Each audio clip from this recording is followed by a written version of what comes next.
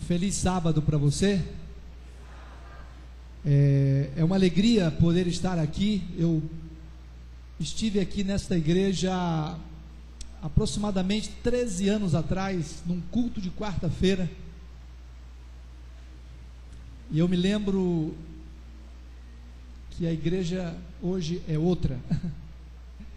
É outra igreja, né? Louvado seja Deus por isso. Eu tenho uma imagem daquela igreja, as suas paredes, né? Eram paredes, me parece que elas continuam aí embaixo, né? A parede devia ter 80 centímetros de largura, por se tratar de uma estrutura mais antiga. E aí, hoje vocês estão com uma das igrejas, não vou dizer a mais bonita, né, da associação, mas uma das que está aí entre essas mais bonitas. Louvado seja Deus por isso. Eu sei que a mensagem, a programação aqui também é transmitida pela internet. Eu quero saudar também os internautas nesse momento, que estão acompanhando o culto da igreja aqui de Madureira. Que Deus abençoe você também, aí onde você está, ou na sua casa, onde quer que você esteja. Eu quero convidar você que veio aqui para abrir a Bíblia, no livro de Gênesis capítulo 39. Hoje é o dia mundial dos desbravadores. Eu quero falar de um desbravador agora, mas antes de falar do desbravador, deixa eu dar uma informação aqui para Madureira e para o mundo agora então, vamos lá. No ano passado, a Associação Rio Sul levou a Cristo 1.574 pessoas ao batismo, amém?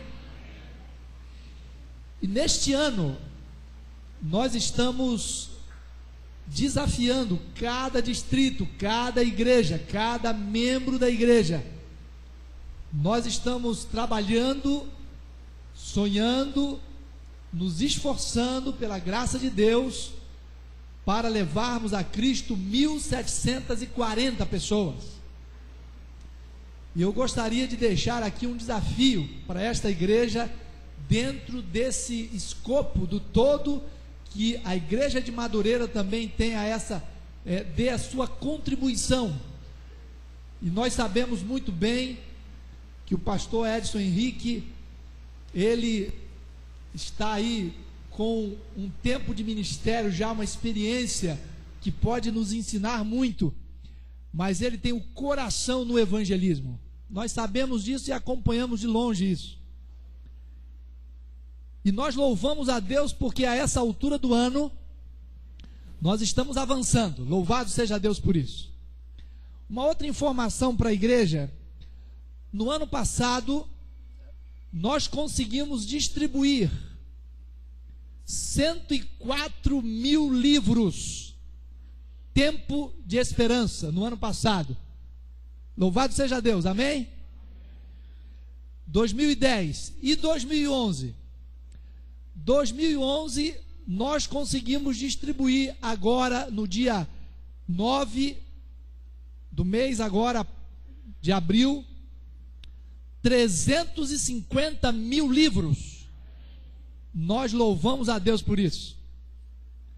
Mas agora eu tenho que dizer para vocês o seguinte: todo livro que você tiver no estoque aqui, você deve colocar na rua, na mão das pessoas.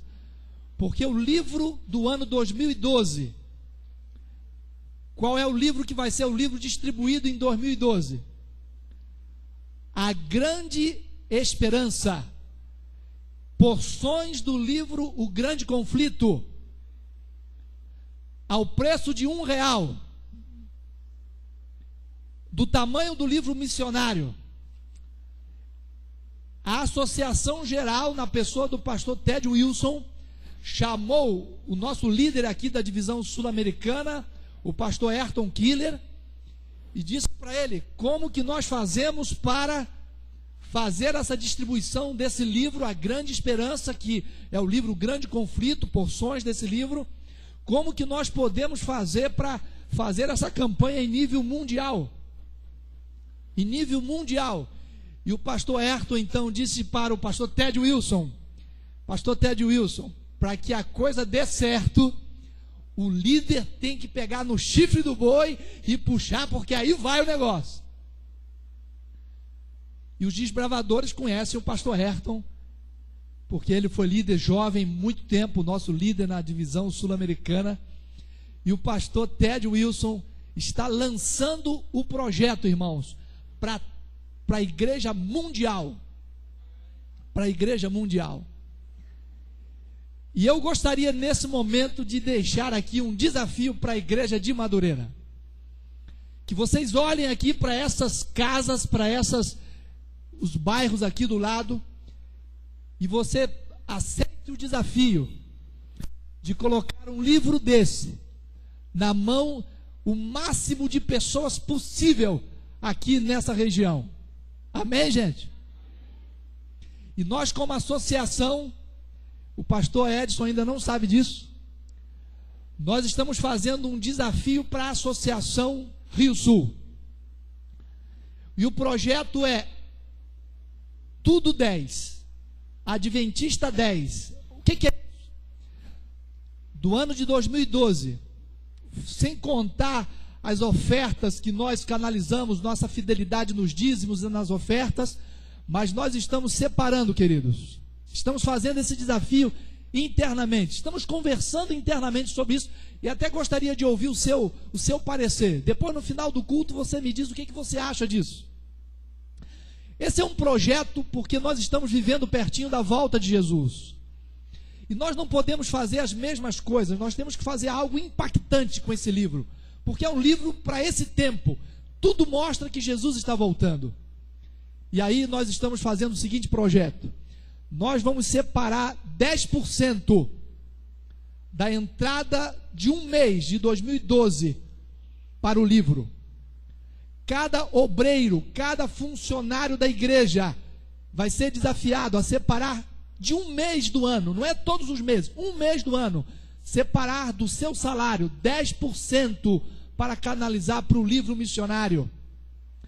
Cada membro da igreja pegar o ano de 2012, separar 10% de um dos meses, não é todo mês não, só 10% de um mês.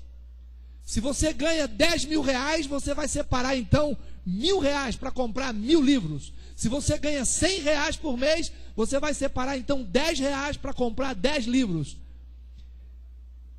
Vocês sabem o que eu estou dizendo? Se nós fizermos um projeto com essa envergadura, nós vamos distribuir perto de 1,5 milhão de livros. 1,5 milhão de livros. Agora eu pergunto para você que é membro dessa igreja, se você entende que Jesus está voltando e que o mundo está mostrando isso, separar 10% de um dos meses do ano, daquilo que você ganha, para um projeto de vida ou de morte, você separaria? Deixa eu ver sua mão. É algo que é possível pensar nessa direção? É possível? Querido irmão, então deixa eu te dizer uma coisa, vá sonhando com isso. Faça você a sua parte, porque a mensagem desse livro é para chegar no máximo de pessoas possível aqui em nossa associação. Deus está nos dando essa motivação e depois você vai ouvir mais sobre isso. Agora, vamos voltar aqui para o nosso assunto de hoje. Você sabe quando que surgiu o nome Desbravadores? Os desbravadores sabem? Quando diz assim, Clube de Desbravadores. Quando foi que surgiu? Como foi que surgiu isso? Deixa eu te dizer então. No final da década de 20 do século passado, 1928, 1929, dois líderes da igreja, Guy Mann e Lawrence Skinner, eles foram para um acampamento, e o nome do acampamento era o acampamento Julian, na região dos Estados Unidos. Eles chamaram um amigo que tinha uma experiência em acampamentos para juvenis. E eles tinham ali uma atividade que hoje nós conhecemos como o fogo do conselho. E naquela região, o pastor Arthur Spalding, ele foi convidado para fazer uma mensagem naquele encontro. E ele então, naquilo que chamamos hoje de fogo do conselho, ele fez uma meditação. E na meditação que ele fez, o pastor Spalding contou a história de um pioneiro da história americana. O nome do homem, John Fremont. E ele era conhecido como um desbravador. Não um desbravador naquilo que você conhece hoje como desbravador. Ele foi assim chamado porque ele teve coragem de ser o pioneiro em terras lá nos Estados Unidos, fazendo algumas descobertas. E esse Fremont, ele mapeou e explorou as terras do oeste e as terras entre os rios Mississippi e Missouri, chegando a ser considerado o pai do rafting e da canoagem. A história de Fremont levou aqueles moços à imagem de um herói, e aqueles desbravadores então olhavam para esse homem como sendo um herói.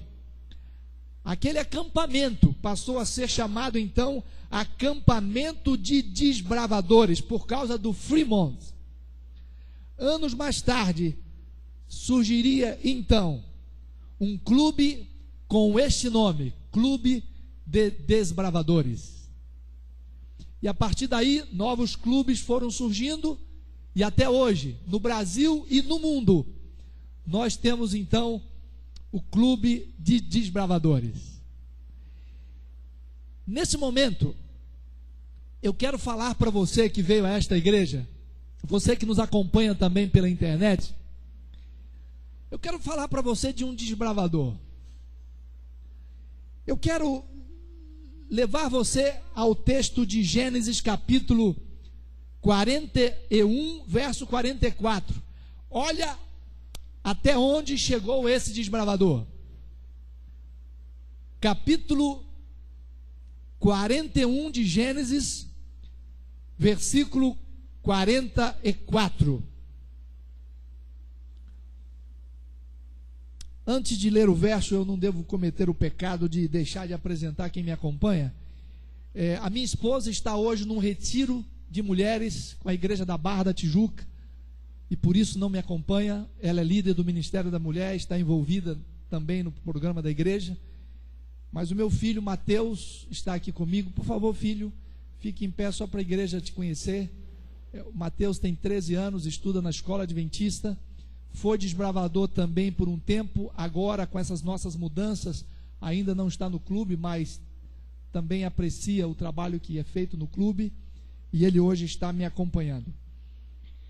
Eu quero que você veja agora o que a Bíblia fala desse desbravador, aonde ele chegou. Gênesis 41, verso 44. Disse ainda Faraó a José: eu sou Faraó, contudo, sem a tua ordem, ninguém levantará mão ou pé em toda a terra do Egito. Gente, José chegou a ser o segundo homem do Egito, governador, só abaixo do Faraó. Aquilo que José mandava fazer, as pessoas tinham que fazer. Agora, vocês acham que José chegou a esse posto, chegou a essa posição à toa, do nada, sem sacrifício? Queria dizer para você, querido desbravador, para você, membro da igreja, nada acontece por acaso. Tudo tem um preço. Alguns não querem pagar o preço e depois reclamam das consequências. Mas vocês conhecem a história de que José, ele era o filho querido do seu pai Jacó, tinha um tratamento especial, e isso causou inveja nos seus irmãos, e ele foi então vendido por seus irmãos para uma caravana de ismaelitas que passava em direção ao Egito. E José então foi parar na casa de quem? Me ajudem, por favor. José foi parar na casa de quem? Na casa de Potifar. Potifar era um líder, era alguém de influência ali para o Egito, tinha um acesso direto com o faraó. E quando você olha para a vida desse desbravador, quando você olha para a vida de José, eu gostaria nesse momento de considerar com você alguns pontos na vida de José. Capítulo 39 de Gênesis, veja a sua Bíblia, por favor. Pode manter a Bíblia aberta. Cada desbravador agora, por favor, pega a sua Bíblia. É importante que você veja isso aqui. Para que José chegasse a ser o segundo homem no império egípcio, para que ele chegasse a esse posto, Deus estava preparando José em cada etapa da sua vida. E quando José foi para o Egito, não foi à toa. Deus tinha um plano para ele. Eu quero considerar com você agora o seguinte: quais são as características de alguém que é um servo de Deus, considerando a vida de José?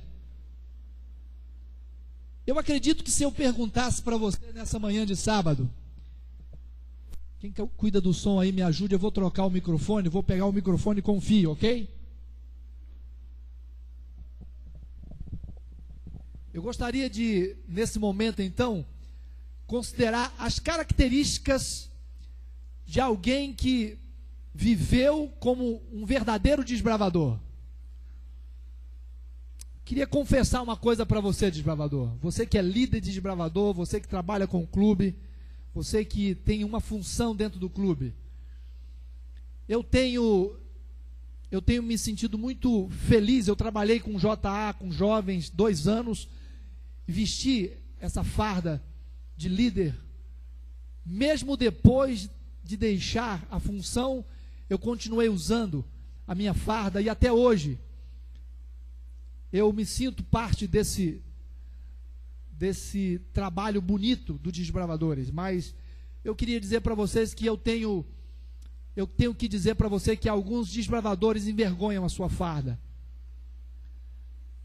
Parece que o seu coração está mais apegado às especialidades, ao clube, a todo o movimento que envolve o clube de desbravadores, mas alguns desbravadores não têm vivido o espírito do desbravador. E eu queria me dirigir aqui aos diretores, aos líderes, e dizer para você o seguinte: honre a sua farda. Você tem um compromisso com os votos, com os ideais do clube de desbravadores.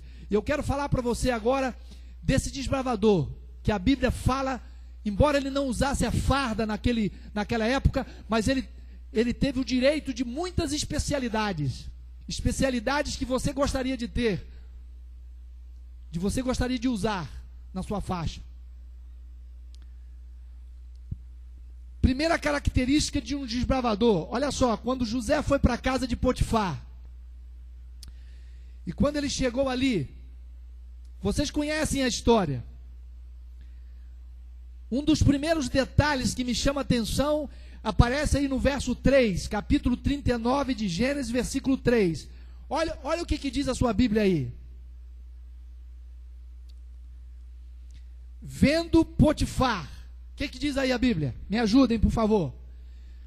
Vendo Potifar o quê? O que Potifar viu? Queria ouvir mais vocês. Que o Senhor estava com ele. Olha aqui, gente. E agora eu me dirijo a toda essa igreja, a cada desbravador aqui.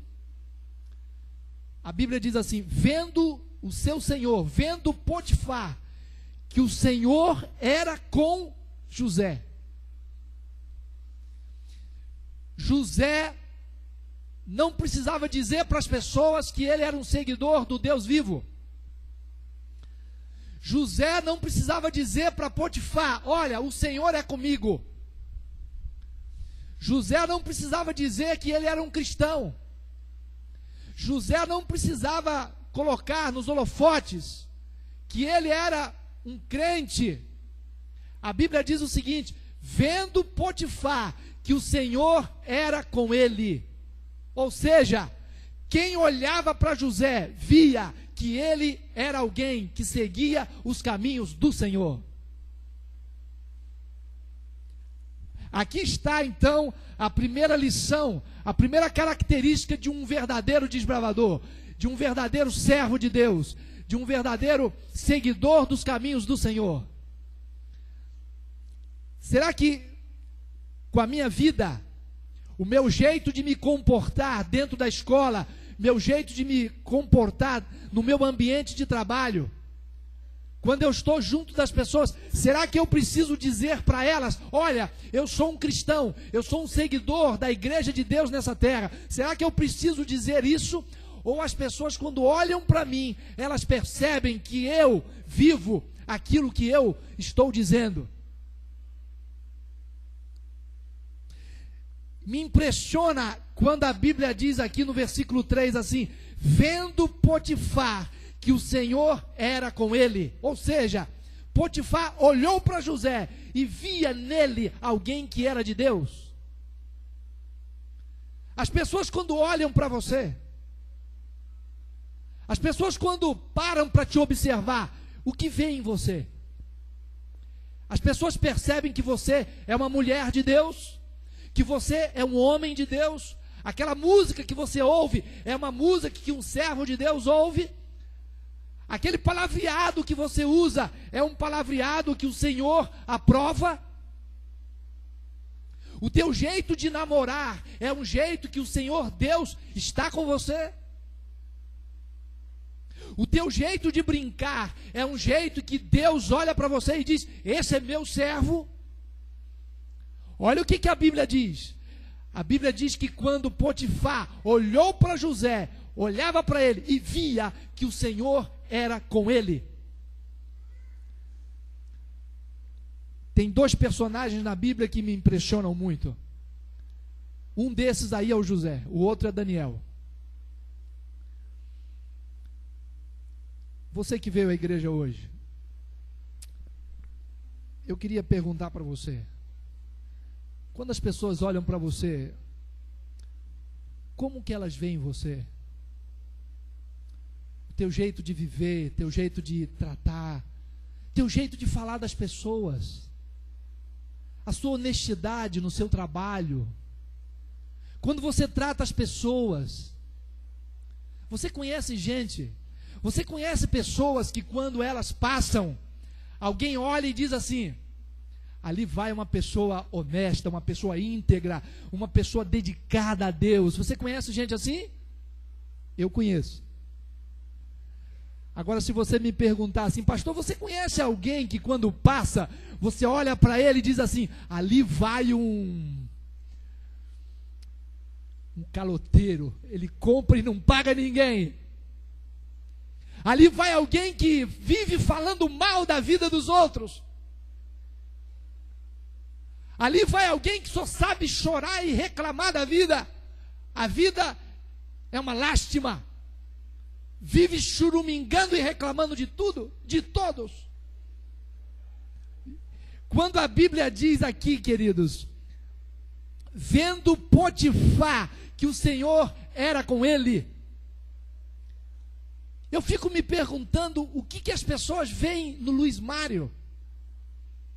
A minha postura, o meu jeito de viver, quando eu vou comprar as coisas, quando eu estou negociando, será que eu estou sempre buscando o ganho fácil? Eu sou o esperto, aquele que sempre leva vantagem em tudo, e aí eu vou pelo caminho da desonestidade, o ganho fácil, o atalho, aquele caminho mais fácil, mas que é desonesto.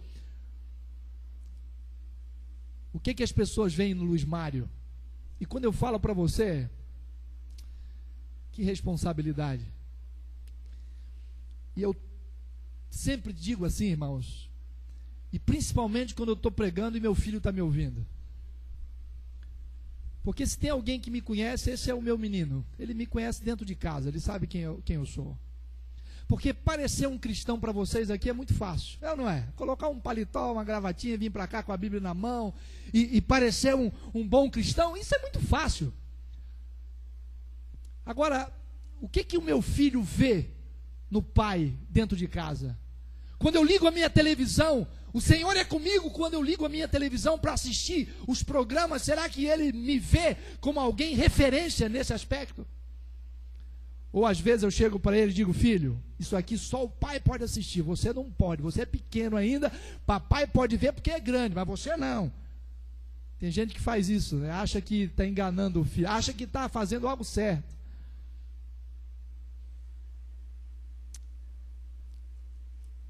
Olhe para a tua Bíblia, verso 3, vendo Potifar que o Senhor era com ele. O que as pessoas veem em você, meu querido desbravador? Aí você olha para mim e diz assim, mas pastor, todo mundo faz isso, pastor, todo mundo ouve música rock, pastor, todo mundo ouve as músicas que o mundo toca, todo mundo mente, pastor, todo mundo faz isso, todo mundo vai por esse caminho. Deixa eu dizer para você, nem todo mundo faz aquilo que o mundo está fazendo. Louvado seja Deus por isso. Louvado seja Deus porque existem alguns Josés por aí, existe. Louvado seja Deus. E eu queria dizer para você, desbravador, seja um José. Você é membro de igreja, você é irmã, você é irmão. O que as pessoas estão vendo em você? Verso 5, outra lição de um desbravador, de um verdadeiro desbravador. Olha que coisa linda isso aqui, gente. Olha para a Bíblia. Capítulo 39, verso 5. Olha que maravilha. E desde que o fizera mordomo, quem? José, mordomo de Potifar. Especialidade de José, hein? Especialidade em mordomia. Era um mordomo leal, era um mordomo exemplar. Olha que especialidade digna de apreciação num desbravador. Olha aí. Verso 5. E desde que o fizera mordomo de sua casa e sobre tudo o que tinha. Agora, leiam comigo o restante aí. Olha aí. O Senhor abençoou a casa de quem? Do egípcio por amor a quem? O Senhor abençoou a casa de Potifar por amor a quem? O que a vida de José fazia com a casa de Potifar? Digam para mim. A vida de José abençoava a vida de outras pessoas. Gente, que coisa impressionante. A vida de José abençoava a vida de outras pessoas. Eu queria perguntar para você que vem aqui nessa igreja hoje: a tua vida tem abençoado a vida de outros ou tem sido um peso para os outros? Querido desbravador, você tem abençoado a vida da tua mãe ou você tem sido um peso para a tua mãe? Você tem sido um fardo para o teu pai ou você tem sido uma bênção para o teu pai e para a tua mãe? Você tem dado alegria para a tua família ou os teus pais estão muito preocupados com você, desbravador? Pelos caminhos, pelas escolhas. Deixa eu agora falar com o pai agora, e com a mãe, e com o jovem, e com você que veio aqui. A vida de José abençoava a vida de Potifar e a sua família. Eu queria perguntar para você, a sua vida tem abençoado a vida de outras pessoas? A tua vida tem sido uma influência boa para outras pessoas? Lá dentro de casa, será que a minha vida tem abençoado a vida da minha esposa? Alguns dizem assim: pastor, eu não sou o melhor cristão por causa da minha esposa. Outros dizem: pastor, eu não sou uma melhor cristã dentro da igreja por causa do meu marido. Ele é que me leva para... Eu não quero ver algumas coisas, mas ele quer ver, quer fazer. Alguns dizem: eu não sou o melhor desbravador por causa do fulano.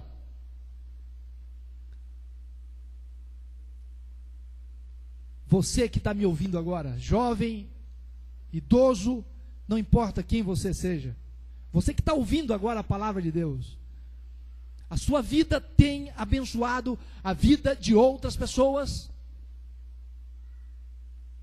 Ou, em algum momento, você tem sido um fardo, um problema, um motivo de preocupação?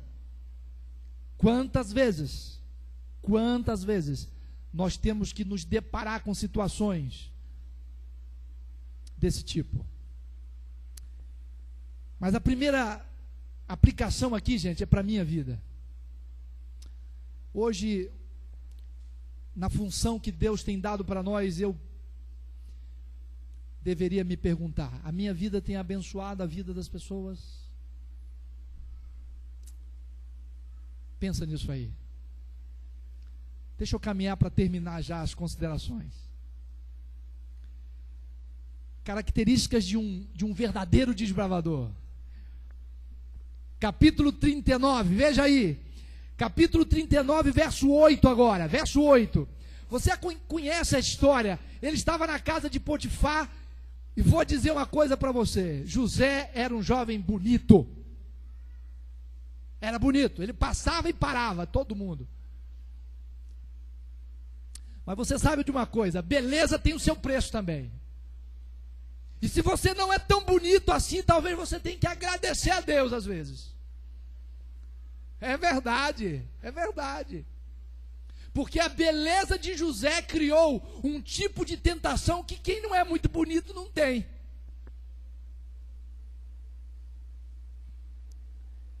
E você sabe da história. A mulher de Potifar olhou para o meninão, o rapazão, 17 para 18 anos, bonito. Eu fico imaginando um anjo, gente. Imagina um anjo, que coisa linda deve ser um anjo. Se existe ser humano bonito, imagine um anjo. Esses dias eu vi uma moça cantando, e eu pensava assim: se uma moça que é terrena, né, nasceu nesse mundo de pecado miserável, e eu olhava assim, a moça canta como um passarinho. Eu fiquei olhando assim: se uma moça canta desse jeito, imagine um anjo cantando. Você olhar e ouvir um anjo soltando a voz em adoração a Deus, que coisa magnífica, que coisa gloriosa. José era bonito. E quando a mulher de Potifar colocou o olho nele, disse: esse não vai escapar de mim. E eu vou dizer para vocês, José tinha tudo. Estava vivendo como escravo, longe da sua família, longe dos seus queridos. Ele poderia muito bem olhar para Deus e dizer: meu Deus, a culpa não é minha, a culpa é dessa mulher. Mas quando a mulher investiu nele, veja aí, eu vou pular do verso 8, porque o verso 8 está dentro do mesmo contexto. Como eu não tenho muito tempo, eu quero que você veja o verso 12. Veja aí o verso 12. Verso 12. Então ela o pegou pelas vestes e lhe disse. O que ela disse, gente? Veja aí na sua Bíblia, leiam para mim. Deita-te comigo. Ele, porém, deixando as vestes nas mãos dela, o que ele fez? O que o desbravador de verdade faz quando a tentação bate a porta? O que faz? Ele saiu o quê? Fugindo. Me diga uma coisa: se isso acontecer hoje, como é que vão chamar você? Se você corre de uma situação dessa, do que chamariam você? Rapaz, você não é homem não, é? Você não é macho, não? Como é que você corre de uma situação dessa? Por que que você faz isso? Querida igreja de Madureira, você que está acompanhando pela internet, você que é desbravador, deixa eu dizer para você uma coisa: um verdadeiro herói para Deus é aquele que tem coragem de correr quando a tentação bate a porta do seu coração, da sua mente. Quando você acessa a internet ali, e quando você escreve um endereço e sem querer vai cair no endereço que você não planejou, e ali tem a imoralidade, ali tem o nudismo, ali tem a promiscuidade, e você, como herói de Deus, o que você faz? Você sai, você tem coragem de correr desse momento. Quando você está numa rodinha, e aquela conversa que você sabe que Deus não aprova, e você está ali, e você percebe que a situação não está boa, sabe o que você faz como um desbravador de Deus? Você foge, você vai procurar um ambiente diferente, de pessoas que estão realmente buscando agradar a Deus.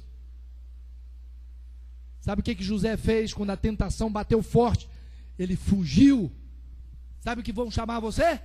Vão chamar você de bobo, vão chamar você de beato, vão chamar você de retrógrado, vão chamar você de fanático, vão chamar você de crentinho, vão chamar de você tudo quanto é nome, mas mesmo que te chamem assim, eu diria para você: persevere no caminho de Deus, porque a recompensa é maior. Glória a Deus por isso. E deixa eu dizer para você uma coisa: graças a Deus que essa igreja tem jovens como José e como Daniel. Mas alguns têm fracassado, alguns têm cedido, e eu queria dizer para você que veio aqui hoje, mesmo que você tenha fracassado em algum momento, ainda existe esperança para você, ainda existe uma esperança para você. Agora o último ponto, verso 11, olha aí na sua Bíblia. Verso 11, aquela mulher, esposa de Potifar, uma mulher experiente, ela armou um esquema, ela armou uma estratégia de ataque. Você sabe que para tudo tem estratégia, né? E ela montou a sua estratégia. E ela disse agora o seguinte: agora ele não me escapa. E o que fez? Ela despediu, mandou embora todos os servos, os empregados, mandou todo mundo sair, dispensou as suas servas, dispensou todo mundo. E lá no palácio, lá na casa enorme, casa grande, só ficou ela. E ela agora criou uma situação para que José fosse até aquele lugar. Veja aí o verso 11. Veja o que diz a Bíblia. Sucedeu que, certo dia, veio ele à casa para atender o quê? Aos negócios. E ninguém dos de casa se achava o quê? Presente. E agora o verso 12, no início, ela então o pegou pelas vestes e lhe disse: deita-te comigo. Olhe para mim agora aqui, por favor, gente. Dê uma atençãozinha agora aqui. José estava sozinho naquele lugar. Longe da sua família, longe dos seus amigos, longe de tudo. José poderia muito bem, naquele momento, olhar para o céu, apontar o dedo e dizer: oh meu Deus, a culpa não é minha. Tudo que eu podia fazer, eu fiz. Tudo que eu podia fazer, meu Deus, eu fiz. Eu fiz de tudo, eu corri, eu estou ajeitando as coisas aqui para não me passar por isso. agora ele poderia olhar para Deus e dizer: meu Deus, agora já que a culpa não é minha,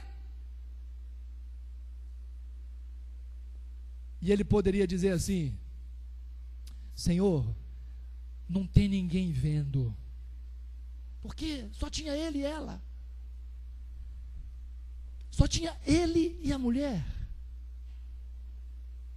Você sabe o que é caráter?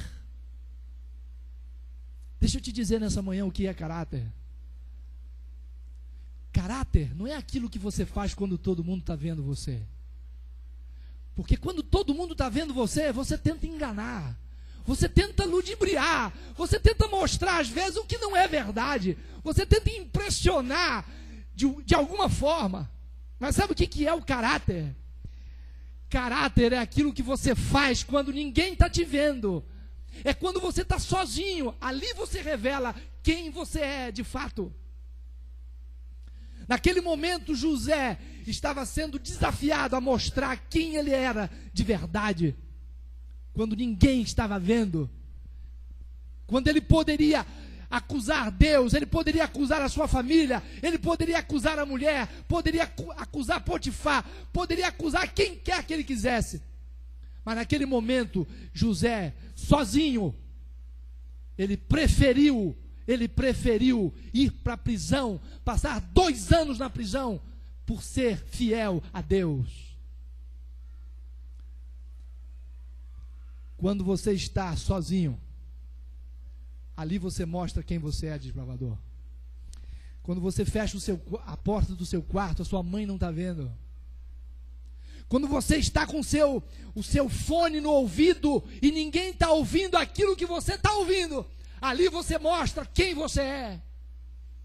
O tipo de música que você gosta de ouvir, o tipo de som que você gosta de ouvir. Quando você está sozinho, sozinha, num ambiente, com seu namorado, com a sua namorada, ali você mostra quem você é de verdade. Quando você está negociando, meu querido pai, querida mãe, quando você está dentro da sua casa e ninguém está com um farolete apontado para você, ali você mostra quem você é de verdade. Aí você poderia olhar para mim e dizer: pastor, é fácil falar aí, pastor. É fácil pegar o microfone e ficar aí falando. E eu digo para você de verdade, o desafio é grande para você e para mim. Mas eu queria dizer para você que José, mesmo quando ninguém olhava para ele foi fiel. Ele foi fiel e ele chegou a dizer: como cometeria eu tamanho pecado contra o meu Deus? Como eu faria isso? Mesmo correndo o risco de enfrentar o que ele teve que enfrentar. Eu queria dizer para você, que tipo de desbravador é você, quando nós hoje paramos como igreja para homenagear o Dia Mundial dos Desbravadores? Que tipo de desbravador é você? Querido líder de desbravador, que tipo de desbravador é você? Eu tenho conhecido desbravadores valentes, exemplares, gente que dá a sua vida para ajudar os meninos e meninas da igreja.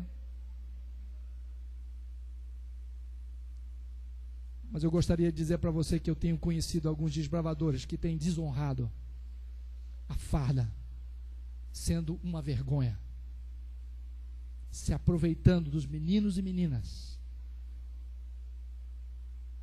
de forma desonrosa.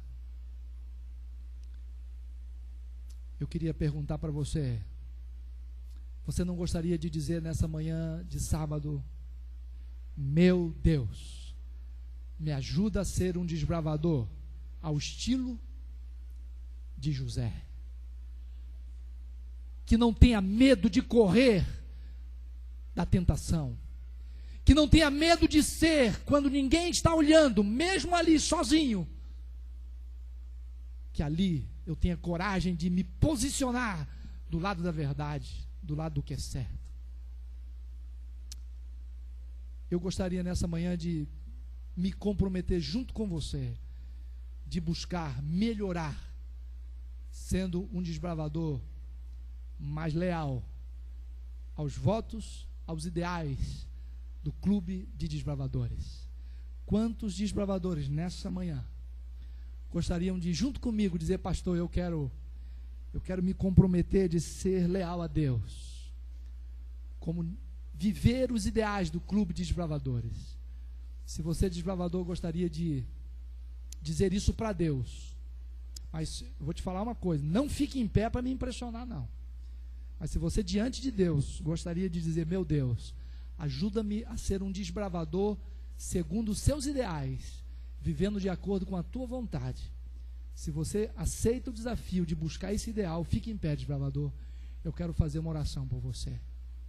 Você que é desbravador e aceita esse desafio, nós estamos aqui como representantes. Agora eu pergunto para os pais desses desbravadores: você que veio aqui hoje, gostaria você também de dizer para Deus: meu Deus, eu quero ser um cristão à altura daquilo que foi a vida de José, um homem íntegro a toda prova, disposto a ser fiel a Deus, mesmo correndo risco de sacrificar a própria vida. E se você gostaria também de ser leal a Deus, fique em pé aí, meu querido pai, minha querida mãe, quero também orar por você. Oremos. Querido Deus,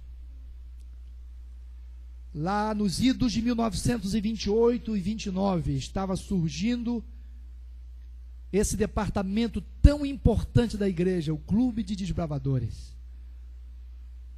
Nasceu com o ideal